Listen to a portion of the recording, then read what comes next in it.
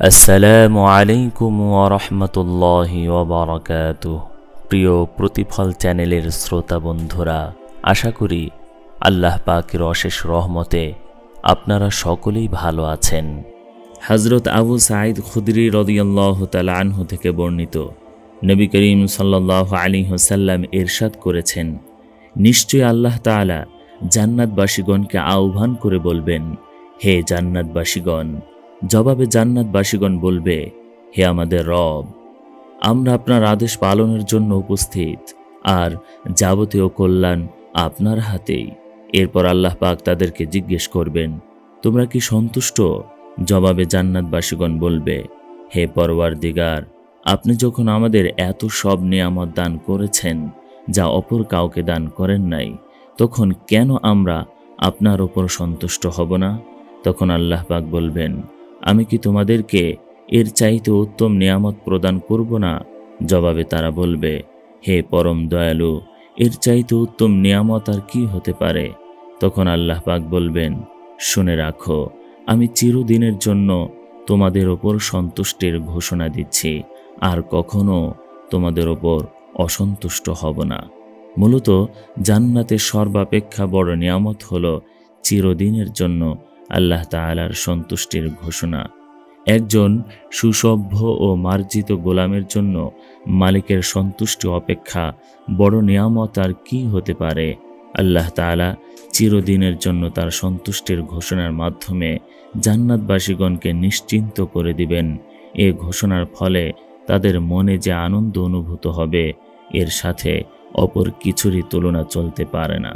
হযরত সুহাইব রাদিয়াল্লাহু তাআলা আনহু থেকে বর্ণিত, নবী করিম সাল্লাল্লাহু আলাইহি ওয়াসাল্লাম ইরশাদ করেছেন, মুমিন বান্দাগণ জান্নাতে প্রবেশ করার পর আল্লাহ পাক তাদেরকে জিজ্ঞেস করবেন, তোমাদের কি আর কোনো চাহিদা আছে যা আমি তোমাদেরকে দান করব? জবাবে তারা বলবে, আমরা আর কি চাইব? আপনি তো আমাদেরকে যথেষ্ট দান করেছেন। আপনি কি আমাদের চেহারা উজ্জ্বল করে দেননি? আপনি কি আমাদেরকে জাহান্নাম থেকে মুক্তি দান করে জান্নাতে প্রবেশ করান নাই? রাসূলুল্লাহ সাল্লাল্লাহু আলাইহি ওয়াসাল্লাম বলেন, তাদের এ জবাবের পর আল্লাহ পাক নিজের ও বান্দাদের মধ্যকার পর্দা উঠিয়ে দিবেন। ফলে তারা আল্লাহ রব্বুল আলামিনের দিদার লাভে ধন্য হবে এবং ইতিপূর্বে প্রাপ্ত যাবতীয় নিয়ামতের তুলনায় আল্লাহ পাকের দিকে তাকিয়ে থাকাই তাদের কাছে অধিক প্রিয় মনে হবে। হে জান্নাতের দারওয়ান রেজওয়ান, আমার এবং আমার বান্দাদের মাঝখান থেকে পর্দা তুলে নাও, তারা আমাকে দেখবে। তখন তো আল্লাহ রব্বুল আলামিনকে দেখাই অনেক বড় নিয়ামত। দুনিয়া ও আখিরাতের সবচেয়ে বড় নিয়ামত হলো আল্লাহর দিদার। যখন সমস্ত পর্দা অপসারণ করা হবে, তখন মহান রব তার ভাগ্যবান বান্দাদের সামনে আসবেন হাসতে হাসতে, সালামুন কাওলাম মির রব্বির রহিম, তোমাদের রব তোমাদের সালাম জানাচ্ছেন। এরপর আল্লাহ তাআলা প্রত্যেককে নাম ধরে ধরে জিজ্ঞেস করবেন, তোমার কি অবস্থা, তোমার কি অবস্থা? আল্লাহ তার বান্দাদের নাম ধরে ডাকবেন। এ ডাকের যে কি স্বাদ, কি মজা, তা আইয়ুব আলাইহিস সালামের ঘটনা থেকে অনুমান করা যায়। হযরত আইয়ুব আলাইহিস সালামের অসুস্থতা ছিল দীর্ঘ 18 বছরের। শরীরের সমস্ত জায়গায় সে রোগ বিস্তার করেছিল। সেটা ছিল নবী আইয়ুব আলাইহিস সালামের জন্য এক কঠিন পরীক্ষা। তখন আইয়ুব আলাইহিস সালাম সুস্থতা লাভ করলেন। কেউ একজন জিজ্ঞেস করল, আপনার কি অসুস্থতার সময়ের কথা মনে পড়ে? নবী আইয়ুব আলাইহিস সালাম বললেন, এখনকার সুস্থতার দিনগুলোর চাইতে সে দিনগুলো আরও আনন্দদায়ক ছিল। লোকটি বলল, তা কেমন? আইয়ুব আলাইহিস সালাম বললেন, যখন অসুস্থ ছিলাম তখন আল্লাহ তাআলা প্রতিদিন জিজ্ঞেস করতেন, আইয়ুব তোমার কি অবস্থা? সে একটি কথার আনন্দ, মজা, স্বাদ এত বেশি ছিল যে সে আনন্দে সর্বক্ষণ আমাকে আচ্ছন্ন করে রাখত, যে আমার রোগের কথা মনেই থাকতো না। সে আমেজ, সে নেশার কথা কল্পনাই করতে পারবো না। প্রতিদিন আশায় থাকতাম আল্লাহ বলবেন, আইয়ুব কেমন আছো? তেমনিভাবে যখন আমরা জান্নাতে আল্লাহকে সামনে দেখব এবং আমাদের দৃষ্টি রব্বুল আলামিনের চেহারায় পড়বে, আর তিনি আমাদের জিজ্ঞেস করবেন, আমার বান্দাগণ তোমাদের কি অবস্থা? এ সাক্ষাতের আনন্দ, মজা, পরম পাওয়ার আনন্দে বান্দার মনে তখন কি অবস্থা বিরাজ করবে তা কি কোনো কল্পনায় অনুমান করা সম্ভব? এরপর আল্লাহ রব্বুল আলামিন কোরআন মাজিদ তেলাওয়াত করে শোনাবেন, সূরা আর রহমান থেকে শোনাবেন। এ চোখ মাওলা পাকের দর্শনে ভাগ্যবান হবে, এ কান মাওলা পাকের আওয়াজে মাধুর্য শ্রবণে ধন্য হবে, আত্মা মাওলা পাকের নৈকট্য লাভে এমন মাতোয়ারা উদ্দোলিত হবে যে জান্নাত ভুলে যাবে, জান্নাতের আর সব নিয়ামত ভুলে যাবে, হুরদের ভুলে যাবে, জান্নাতের মনোরম ঘর ভুলে যাবে, খাওয়া দাওয়া ভুলে যাবে। মহান প্রভুর দর্শনে তার জান্নাতীরা এমন দেওয়ানো হয়ে যাবে যে তারা বলতে থাকবে, হে আল্লাহ, হে মাওলায়ে পাক, আপনি এত সুন্দর, আমাদের অনুমতি দেন, আমরা আপনাকে সিজদা করব। আল্লাহ রব্বুল আলামিন জবাবে বলবেন, তোমরা দুনিয়াতে নামাজ পড়তে, আমাকে সিজদা করতে, এটাই যথেষ্ট, এখানে সিজদা মাফ। এরপর আল্লাহ তাআলা এক এক নাম নিয়ে নিয়ে বলতে থাকবেন, মা মিনকুম মিন আহাদিন ইল্লা সাইয়ুহাওয়িরু রাব্বুহু মুহাযারাতান। আল্লাহ তাআলা এক একজনকে জিজ্ঞেস করবেন, তোমাদের কি অবস্থা, তোমার কি অবস্থা, তোমার কি অবস্থা, ভালো আছো, খুশি তো, রাজি তো? এরপর আল্লাহ তাআলা জান্নাতি বান্দাদের বলবেন, আজ তোমরা আমার কাছে যা চাইবার চেয়ে নাও, তোমরা আমার মেহমান, যা চাও দেব। আজ আমি তোমাদের দিতে চাই, তোমাদের আমলের বিনিময় নয়, আমার শান অনুযায়ী দেব। বান্দাগণ বলবেন, হে মাওলায়ে পাক, কি চাইব, সবই তো পেয়েছি। তারপরও আল্লাহ তাআলা বলবেন, কিছু চাও। জান্নাতি বলবে, আপনি রাজি হয়ে যান আমাদের ওপর। জবাবে আল্লাহ পাক বলবেন, রাজি তো আমি আগেই হয়েছি, তা না হলে এখানে আমার সামনে বসতে পারতে না। যদি অসন্তুষ্ট হতাম তাহলে জাহান্নামে ফেলে দিতাম। আবদার করো বান্দা, চাইতে থাকো। এরপর জান্নাতীরা আবদার করতে থাকবে। জান্নাতীদের জ্ঞান বুদ্ধি দুনিয়া থেকে কোটি গুণ বেশি থাকবে। চাইতে চাইতে জান্নাতীরা ক্লান্ত হয়ে যাবে এবং বলবে, হে আল্লাহ, অনেক কিছু চাওয়া হয়েছে, আর চাওয়ার মতো কিছুই নেই, আর চাইবার মতো কিছু মাথায় আসছে না। আল্লাহ পাক বলবেন, চিন্তা ভাবনার ওপর জোর খাটাও, আরো চিন্তা করো, আরো ভাবো, আরো চাও। তোমরা তো এখনো কিছুই চাওনি, আমার ভান্ডার তো এখনো পূর্ণ, আমার ভান্ডারে দেওয়ার অভাব নেই। তোমরা চাইতে থাকো, আমি দিতে থাকব। এরপর বান্দা আবার চাইতে থাকবে। একসময় চাওয়া শেষ হবে, আল্লাহ পাক আবার বলবেন, চাও, চাইতে থাকো। এবং জান্নাতীরা একে অপরের সাথে পরামর্শ করবে। কেউ আলেমের সাথে পরামর্শ করবে, কেউ শহীদদের কাছে পরামর্শ করবে, কেউ হাফেজদের কাছে জিজ্ঞেস করবে, কেউ নবীদের কাছে জিজ্ঞেস করবে। পরামর্শ শেষে জান্নাতীরা আবার চাইতে থাকবে। চাওয়ার যখন শেষ হবে তখন জান্নাতীগণ বলবে, হে পরওয়ারদিগারে আলম, হয়েছে, আর নয়, আমাদের চাওয়া পূর্ণ হয়েছে, আর কিছুই চাইতে পারবো না। হে আমার ভাই ও বোনেরা, কবর, হাসর, জান্নাত ও জাহান্নামের কথা তো অনেক বলা হলো, হয়তো মৃত্যুর কথাই কেউ ভয়ে কেঁপে উঠছেন। শেষ বিচারের দিনের কথা শুনে কেউ কেউ তওবা করে ফেলেছেন। জাহান্নামের ভয়াবহ আযাবের কথা শুনে কতজন হয়তো বলছেন, হায় মাবুদ, আমাকে ক্ষমা করো, জাহান্নামের এ ভয়াবহ আযাব সহ্য করতে পারবো না। আবার কেউ কেউ জান্নাতের নিয়ামত সমূহের বর্ণনা শুনে মনে মনে বলছেন, হায়, আমি যদি জান্নাতে যেতে পারতাম, আহ কি আনন্দ। এরপর মাওলানা তারিক জামিল সাহেব বললেন, হে আমার ভাই ও বোনেরা, আমি দোয়া করছি, মহান রব্বুল আলামিন সবার নেক দোয়া কবুল করুন। কিন্তু এ আবেগ আপনাদের মনে কতক্ষণ পর্যন্ত বিরাজ করবে তা আমি জানি না। যদি স্থায়ীভাবে এ বয়ানের রেশ হৃদয়ে গেঁথে যায় তাহলে আল্লাহর বান্দাগণ কামিয়াব। আল্লাহ আমাদের সবাইকে কামিয়াব দান করুন, আমিন। সে কবরের কথাই আবার বলি। কবরের গরম যখন কাউকে স্পর্শ করে তখন শরীরে হাড়গুলো মোমের মতো গলে যাবে, শরীর পুড়ে অঙ্গার হয়ে যাবে, সুন্দর মুখ, মায়াবী চোখ সব কিছুই ভস্ম হয়ে যাবে। হাদিস আছে, আল্লাহ বলেন, বান্দা দুনিয়ার প্রেমে পড়ো না।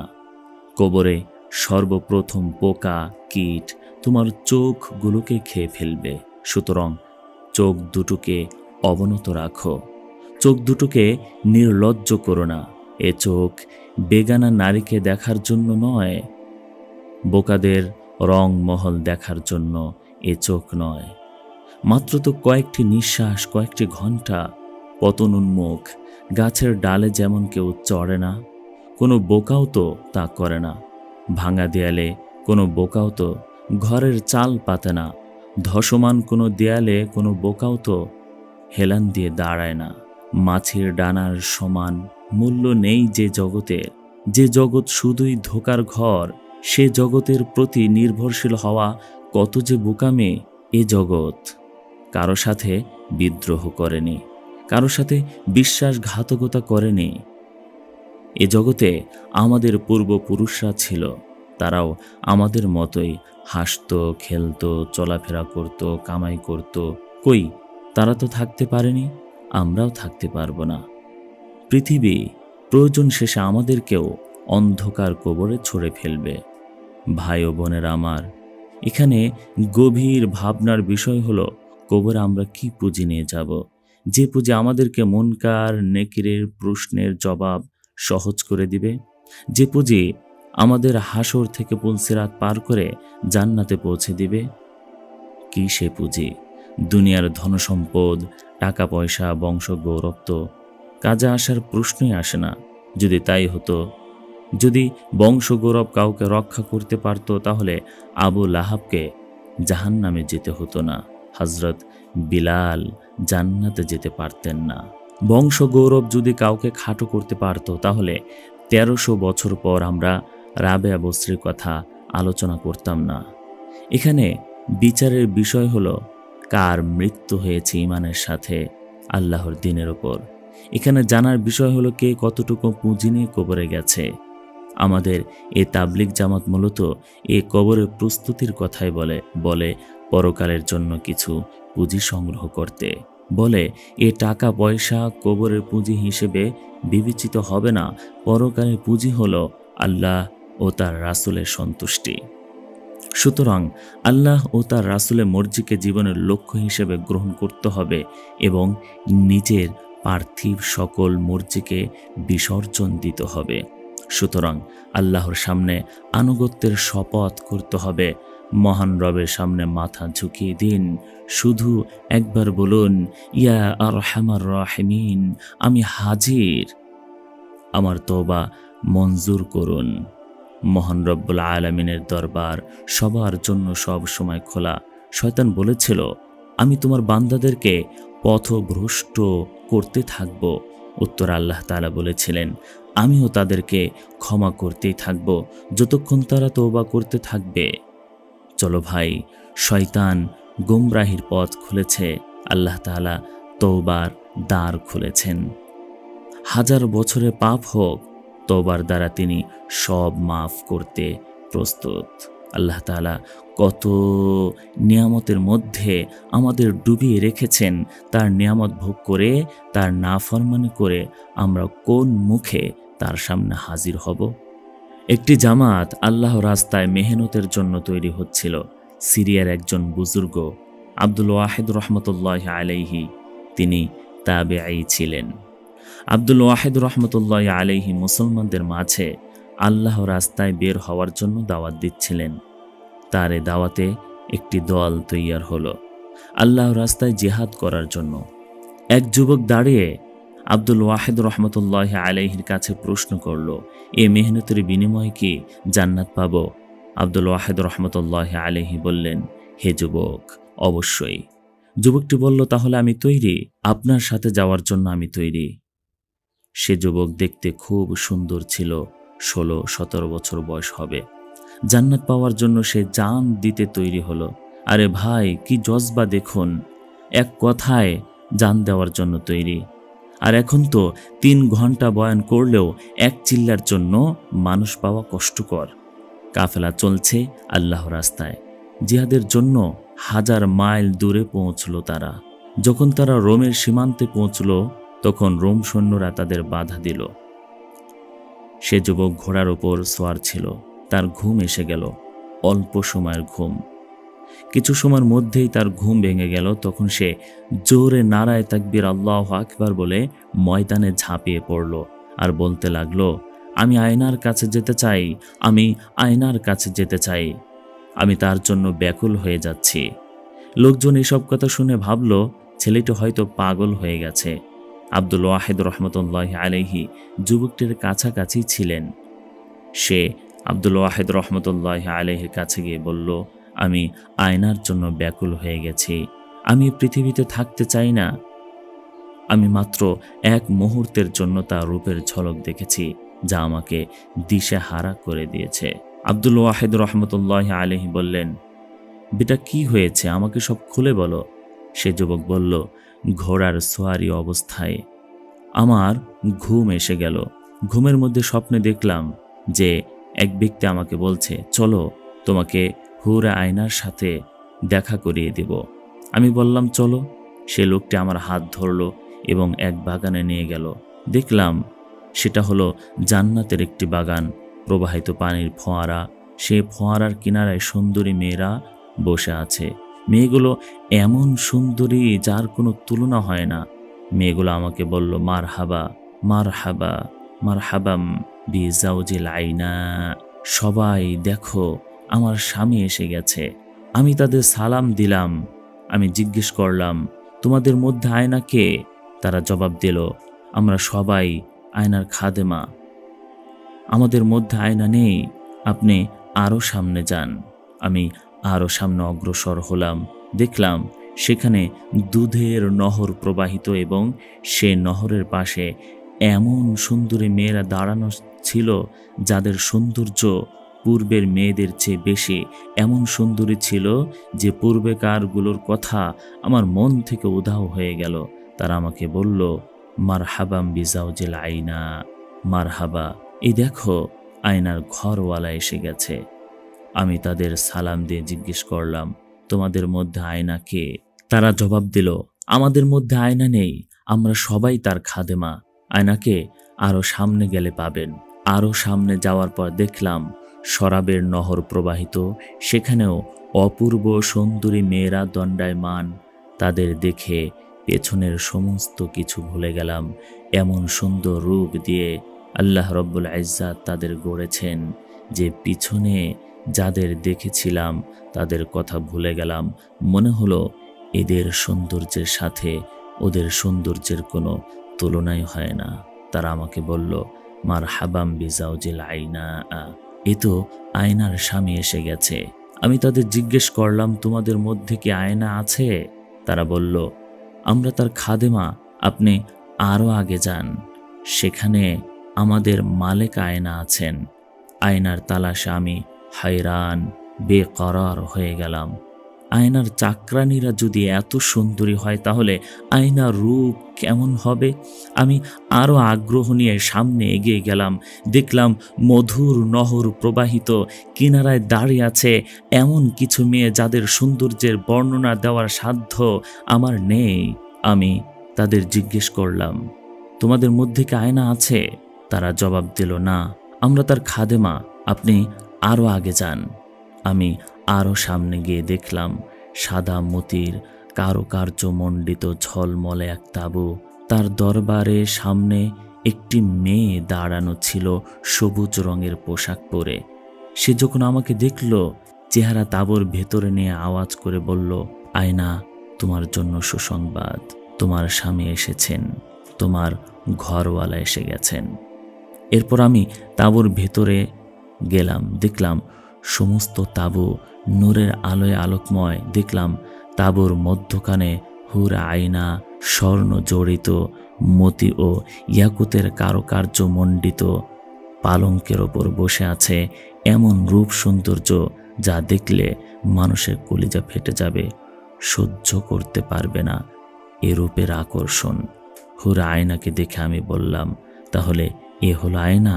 আয়না জবাবে বলল, মারহাবান কদ্দারনা আল কুদুমা আলাইকা ইয়া ওয়ালিয়ার রহমান। হে আল্লাহর পিয়ারা বান্দা, তোমার আমার মিলন খুবই নিকটে। আমি তাকে দেখে তার কাছাকাছি গেলাম যে তার পাশে বসবো, তার সাথে গলা মিলাবো। সে আমাকে বলল, মাহলান মাহলান, না, এখনো সময় হয়নি, ধৈর্য ধরো। ফা ইন্না ফিকা রূহুল হায়াত, এখনো তুমি জিন্দা, কিন্তু আজ তোমার শেষ দিন, তুমি রোজাদার আমার সাথে ইফতার করবে। একথার পর আমার ঘুম ভেঙে গেল। ছেলেটি বলল, শায়েখ, আমি আর বাড়ি যাব না, আয়নাকে আমার হাসিল করতেই হবে, আয়না আমার জন্য অপেক্ষা করছে। এরপর ছেলেটি প্রবল বেগে কাফেরদের উপর ঝাঁপিয়ে পড়ল। বীর বিক্রমে কাফেরদের কচু কাটা করে সে শহীদ হয়ে গেল। এ জিহাদে সর্বপ্রথম এই ছেলেটি শহীদ হলো। হযরত আব্দুল ওয়াহিদ রহমতুল্লাহ আলাইহি বলেন, আমি দেখলাম এ ছেলেটি মারা যাচ্ছে, হাসতে হাসতেই শহীদি মর্যাদা লাভ করল। শহীদ হওয়ার পরও সে হাসি মুখে লেগেই থাকলো। জিহাদ থেকে যখন ফিরে এলাম তখন এই ছেলেটির মা আমার কাছে এলেন, আমাকে বললেন, আব্দুল ওয়াহিদ, আমার হাদিয়ার কি হলো? সে তার ছেলেকে বলছে হাদিয়া। মহিলা তার ছেলেকে আল্লাহকে হাদিয়া দিয়েছিলেন। দেখুন সে মায়ের মনের অবস্থা কত মজবুত ছিল, তার ঈমান কত মজবুত ছিল। মা বলছে যে আমার ছেলে হাদিয়া, সে হাদিয়াকে আল্লাহ তাআলা কবুল করেছেন। আব্দুল ওয়াহিদ রহমতুল্লাহ আলাইহি জবাব দিলেন, অবশ্যই কবুল হয়েছে, উত্তমভাবেই কবুল হয়েছে। রাতে মা স্বপ্নে দেখলেন তার ছেলে জান্নাতের স্বর্ণ জড়িত মতি ও ইয়াকুতের কারুকার্যমণ্ডিত পালঙ্কে বসে আছে, হুরে আয়নাও তার সাথে বসা। ছেলেটি বলছে, মা, আল্লাহ পাক তোমার হাদিয়া গ্রহণ করেছেন এবং আয়নার সাথে আমার বিবাহ দিয়েছেন, তাকে আমার স্ত্রী বানিয়েছেন। হাদিসে পাকে আছে, জান্নাতে এক হৌর আছে যার নাম আয়না। যখন সে ঘোরাফেরা করে তার ডান দিকে 70,000 খাদেম থাকে আর বাম দিকে 70,000 খাদেম থাকে। মোট 1,40,000 খাদেম পরিবেষ্টিত হয়ে সে চলাফেরা করে। সে হুরে আয়না যার সম্পর্কে হাদিসে আরও বলা হয়েছে, তার পরিধানে থাকবে 70 জোড়া কাপড়, প্রতিটি কাপড়ের রং থাকবে আলাদা, তার শরীর থেকে 70 প্রকারের খুশবু বের হবে। মাথায় থাকবে তাজ, সেখানে 70টি ইয়াকুত থাকবে। ভাই ও বোনের আমার, আল্লাহর জন্য সৎ কাজের আদেশ, অসৎ কাজের নিষেধকে যে নিজের জিন্দেগির কাজ বানিয়ে নিতে পারল, জান্নাতি হুরগণ তার জন্য বরাদ্দ হয়ে গেল। সে আল্লাহর রাস্তায় সঠিক মেহনত করল, আল্লাহ রব্বুল আলামিন তাকে অনেক উঁচু মাকাম দান করবেন। আখিরাতে সে রাসূল আরবি সাল্লাল্লাহু আলাইহি ওয়াসাল্লামের সহচর হবে, চিরন্তন জীবন লাভ করবে। জান্নাতে এমন হৌর লাভ করবে যারা রেশমের কাপড় পরিহিত থাকবে, মাথায় স্বর্ণ ও হীরার তাজ শোভা পাবে। একবার তার দিকে নজর পড়লে তার মন কাড়া সৌন্দর্যের কারণে তার দিক থেকে নজর ফেরানো যাবে না। দেখতে দেখতে অনন্তকাল কেটে যাবে। হুরগণ তার পাশে বসে থাকবে, তার খেদমত করবে, তার মনোরঞ্জন করতে তার চেষ্টায় অন্ত থাকবে না। তাই আসুন ভাই, জান্নাতি হুর বিয়ে করার অঙ্গীকার করি, আল্লাহর রাস্তায় সময় ব্যয় করি, আল্লাহকে রাজি খুশি করি। মহান রব্বুল আলামিন আমাদেরকে এখনই পাকড়াও করছেন না। তার আরেকটি কারণ হলো বান্দার প্রতি তার অপার দয়া। কোরআনে পাকে ইরশাদ হয়েছে, তোমরা যদি কৃতজ্ঞতা প্রকাশ করো ও ঈমান আনো তাহলে তোমাদের শাস্তিকে আল্লাহর কি কাজ। আল্লাহ পুরস্কার দাতা সর্বজ্ঞ। মহান আল্লাহ তাআলা সেই আযাবকে স্থগিত রাখেন আর বান্দাকে সুযোগ দেন তওবা করার। তিনি অপেক্ষায় থাকেন বান্দা যেন তার দরবারে তওবা করে গুনাহ থেকে পরিত্রাণ চায়। আমরা যখন পাপ করি আমাদেরকে যখন পাপ করতে দেখে তখন আকাশের ফেরেশতাগণ রাগে ক্ষোভে আল্লাহ তাআলার কাছে আরজ করতে থাকে, ইয়া আল্লাহ, তুমি আমাদেরকে ছেড়ে দাও, আমরা এদেরকে সমুদ্রে ডুবিয়ে মারব। জমিন আল্লাহ তাআলার কাছে আবেদন জানায়, হে আল্লাহ, তুমি আমাকে ছেড়ে দাও, আমি একটু পাশ ফিরিয়ে শুই, যেন এরা আমার নিচে পড়ে নিঃশেষ হয়ে যায়। আল্লাহ তাআলা তখন তাদেরকে এই বলে সান্ত্বনা দেন, যাদেরকে আমি সৃষ্টি করেছি তারা আর তোমরা বরাবর নও। তারা যদি তোমাদের বান্দা হতো তাহলে তোমরা তাদেরকে মেরে ফেলতে পারতে, কিন্তু তারা যখন আমার বান্দা তখন তাদেরকে আমার হাতে ছেড়ে দাও। আমারও আমার বান্দার মাঝখানে তোমাদের দাঁড়াবার প্রয়োজন নেই। আমি অপেক্ষায় আছি আমার বান্দা অন্যায় করার পরও তওবা করবে। ইন আতানি লাইলান কবিলতুহু, যদি রাতে তওবা করে তাও আমি কবুল করব, যদি দিনের বেলায় তওবা করে তাও কবুল করব। তিনি সদা অপেক্ষায় থাকেন বান্দা অনুতপ্ত হৃদয়ে তওবার আবেদন নিয়ে তার দরবারে উপস্থিত হবে। পৃথিবীর সকলেও যদি একত্রে তওবা করে তাহলেও আল্লাহ রব্বুল আলামিনের কোনো পরোয়া নেই যে আল্লাহ তার তওবাকে কবুল করবেন। আবার সকলে যদি একসাথে অবাধ্য হয়ে পড়ে তাতেও তার কিছু আসে যায় না। তিনি কারো মুখাপেক্ষী নন, তবু তিনি অসীম দয়ালু, তার দয়া অনুকম্পা সীমাহীন। তাই কোনো নারী কিংবা পুরুষ যখন অতীত জীবনের পাপের কথা স্মরণ করে আল্লাহ তাআলার দরবারে এসে নত হয়, চোখের পানি ছেড়ে দিয়ে ক্ষমা চায়, তখন আকাশ জোড়ে আনন্দের বান বয়ে যায়।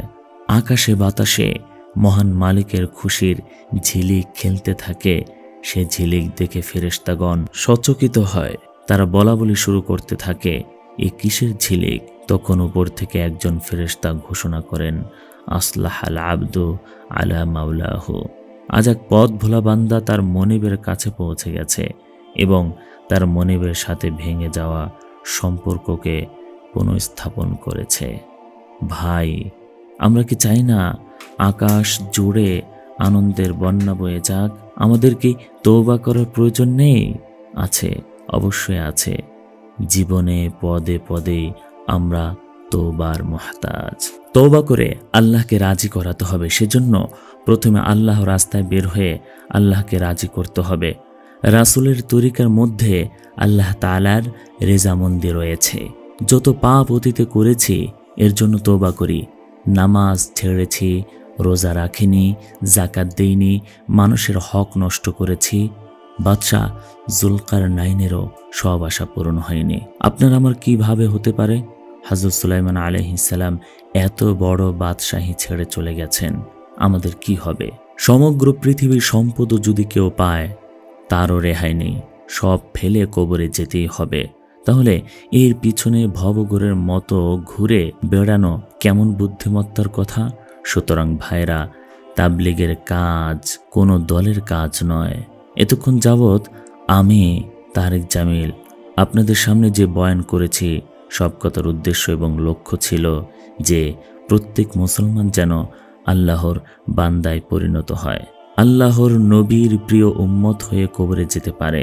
আমাদের এলাকায় একটি কথা প্রচলিত আছে, চাকরি করো নাকি নখরা করো। একইভাবে বলা যায় যে আল্লাহর বান্দা হয়ে তার নিয়ামত ভোগ করে কিভাবে নাফরমানি করো। কেমন ইসলাম পালন করে আমরা ভেবেই পাই না। আমাদেরকে নবী সাল্লাল্লাহু আলাইহি ওয়াসাল্লাম সর্বশ্রেষ্ঠ উম্মত বলেছেন, এটা জেনেও আমরা তার তরিকাকে উপেক্ষা করে চলছি। উত্তম চরিত্র খুবই কঠিন একটি গুণ, নামাজের চেয়েও কঠিন, চিল্লার চেয়েও কঠিন। যেহেতু উত্তম চরিত্র অত্যন্ত দুর্লভ গুণ, সেজন্য আল্লাহর কাছে এর মূল্য অনেক। পৃথিবীতে যেমন কষ্টসাধ্য শ্রমের মূল্য বেশি হয়, অনুরূপভাবে আল্লাহ তাআলার দরবারেও কঠিন ও কষ্টসাধ্য গুণের মূল্য অনেক বেশি। তাই অনেকে আবার এই অতিরিক্ত মূল্য ও পুরস্কারের আশায় এ দুঃসাধ্য কাজটিও মাথায় তুলে নেয়। আল্লাহ তাআলা উত্তম চরিত্রের পুরস্কার ঘোষণা করেছেন চড়া, বলেছেন, তোমাদের চরিত্রকে সুন্দর করো আর জান্নাতুল ফিরদাউসের চাবি নিয়ে যাও। আল্লাহ পাকের অঙ্গীকার কিসের বিনিময়ে? উত্তম চরিত্রের বিনিময়ে, নামাজের বিনিময় নয়, তাহাজ্জুদের বিনিময় নয়, এ অঙ্গীকার রোজার বিনিময় নয়, জিকিরের বিনিময় নয়, এ অঙ্গীকার তিলাওয়াতের বিনিময় নয়, কান্নাকাটির বিনিময় নয়, উত্তম চরিত্রের বিনিময়ে। কাজটি যেহেতু দুঃসাধ্য, তাই আল্লাহ তাআলাও এর বিনিময় ঘোষণা করেছেন উচ্চমানের। আল্লাহ তাআলার এই অঙ্গীকারে যাদের বিশ্বাস সৃষ্টি হয়েছে, তারা তো জীবন দিয়ে হলেও তা অর্জন করার জন্য চেষ্টা চালিয়ে যাচ্ছে। আর যাদের বিশ্বাস সৃষ্টি হয়নি, তারা নানান অজুহাতে তা উপেক্ষা করার চেষ্টা করেছে। তাছাড়া সমস্ত ঝগড়া, ফাসাদ ও দুশ্চরিত্রের শিকড় হলো মুখ। সে আমাকে গালি দিয়েছে, আমিও তাকে গালি দিয়েছি, এ কথা থেকে শুরু হয় তর্ক। এ তর্ক একসময় এমন পর্যায়ে যায় যে নামাজ, রোজা, ইবাদত বন্দেগী সব বরবাদ করে দেয়। সুতরাং অন্যের কথার প্রেক্ষিতে ধৈর্যের সাথে নীরব থাকা এবং নিজের চরিত্রের জোরে অন্যের অন্যায় আক্রমণকে হজম করা সহজ কথা নয়। এজন্যই চরিত্রের এত কদর। হযরত রাসূলুল্লাহ সাল্লাল্লাহু আলাইহি ওয়াসাল্লাম উত্তম চরিত্রবানের মর্যাদা তাহাজ্জুদ গুজার, অবিরাম সিয়াম সাধনাকারীর চাইতেও অধিক বলেছেন। অথচ জীবনভর রোজা রাখা, রাতের পর রাত তাহাজ্জুদ পড়া কত কঠিন, কিন্তু এর চাইতেও কঠিন উত্তম চরিত্র অর্জন করা। ভাই ও বোনেরা আমার, এ তাবলিগ জামাত মানুষকে শিক্ষায় দেয় উত্তম চরিত্রের কথা, যা আল্লাহ রাসূল করেছেন। তাবলিগ জামাতের সকল চেষ্টা সাধনার মূল লক্ষ্যই হলো আল্লাহ তার রাসূলের সাথে সম্পর্ক প্রতিষ্ঠা করা, গুমরাহের পথ থেকে মানুষকে দিনের পথে ফিরিয়ে আনা। যেহেতু মুহাম্মদ রাসূলুল্লাহ সাল্লাল্লাহু আলাইহি ওয়াসাল্লাম সর্বশেষ নবী, তারপরে আর কোনো নবী আগমন করবেন না, তাই আমাদেরকে তার পেগাম মানুষের মাঝে বয়ে নিয়ে যেতে হবে। পুরুষরা দ্বীনের দাওয়াত নিয়ে যাবে পুরুষদের কাছে, মহিলারা বয়ে নিয়ে যাবে মহিলাদের কাছে। মনে রাখতে হবে, হযরত রাসূল আরবি সাল্লাল্লাহু আলাইহি ওয়াসাল্লাম সর্বশেষ নবী, তারপরে আর কোনো নবীর আগমন হবে না। এই কারণেই তার পেগাম অন্যদের কাছে পৌঁছে দেওয়ার এ দায়িত্ব আমরা পেয়েছি। এই দায়িত্ব আমাদেরকে তাবলিগ জামাত দেয়নি। যদি এ দায়িত্ব তাবলিগ জামাত দিত, তাহলে মাওলানা ইলিয়াস রহমতুল্লাহি আলাইহির মুরিদ ব্যতীত আর কেউ পালন করত না। এ কাজ সকল মুসলমানের জন্য। সম্মানিত ভাই ও বোনেরা, জান্নাতে পৌঁছতে হলে আমাদেরকে আল্লাহ তাআলার আনুগত্য ও হযরত রাসূল আরবি সাল্লাল্লাহু আলাইহি ওয়াসাল্লামের অনুসরণের পথ দিয়েই পৌঁছতে হবে। আমাদের জীবনে বাইরে থেকে কোনো কিছুই গ্রহণ করার প্রয়োজন নেই। আমাদের এই শরীর আত্মাকে আল্লাহ তাআলা ও তার রাসূল সাল্লাল্লাহু আলাইহি ওয়াসাল্লাম একটি পথ দেখিয়ে দিয়েছেন। আমাদের কর্তব্য হলো আমরা নারী হই আর পুরুষ, আমরা যেন আমাদের আত্মাকে সেদিকে সে পথে ব্যবহার করি। আমাদের আত্মা যেন সে পথ থেকে বিচ্যুত না হয়, সে পথের বাইরে যেন আমাদের মুখ না যায়, চোখ না যায়, আমাদের কান, আমাদের হাতের স্পর্শ, আমাদের চাল চলন সব কিছুই যেন সে পথ থেকে বিচ্যুত না হয়। আমাদের অন্তরে যেন সদা জাগ্রত থাকে কেবলই আল্লাহ। এটাই আমাদের জীবনের লক্ষ্য। এ লক্ষ্যে উত্তীর্ণ হতে হলে আল্লাহকে সন্তুষ্ট করতে হবে, আর আল্লাহকে সন্তুষ্ট করার একমাত্র পন্থা হলো রাসূল আরবি সাল্লাল্লাহু আলাইহি ওয়াসাল্লামের তরিকার পূর্ণ অনুসরণ করা। পৃথিবীর জীবনে কোনো দিকে তাকাবার কোনো প্রয়োজন নেই। আমরা দেখব কেবলই রাসূল আরবি সাল্লাল্লাহু আলাইহি ওয়াসাল্লামকে, দেখব তার জীবন আদর্শকে। আমাদের কাজ হলো কেবলই তার পথে, তার আদর্শে জীবন যাপন করা। অন্য কোনো পরিবেশের দিকে তাকাবার সুযোগ আমাদের নেই। আমাদের লক্ষ্য তো একটাই, আমাদের কাছে আল্লাহ কি চান। আল্লাহ তাআলা তার চাওয়ার কথা আমাদেরকে জানিয়ে দিয়েছেন। হযরত রাসূল করিম সাল্লাল্লাহু আলাইহি ওয়াসাল্লাম তিনিও তার চাওয়ার কথা আমাদেরকে করে দেখিয়ে দিয়েছেন। আমাদের কাজ হলো তার দেখানো সে পথে পায়ে পায়ে হেঁটে যাওয়া। আল্লাহ তাআলা জানিয়েছেন, আমরা যদি সে পথে উঠে আসি তাহলে তিনি আমাদের হয়ে যাবেন। এখানে সাদা কালো, নারী কিংবা পুরুষের কোনো ভেদাভেদ নেই। এটাই মূলত জান্নাত পর্যন্ত পৌঁছার পথ। এর চাইতে বোকামি আর কি হতে পারে? আমরা 5 ওয়াক্ত নামাজ পড়েই মনে করি পরকালের সব পুঁজি সঞ্চয় করে ফেলেছি।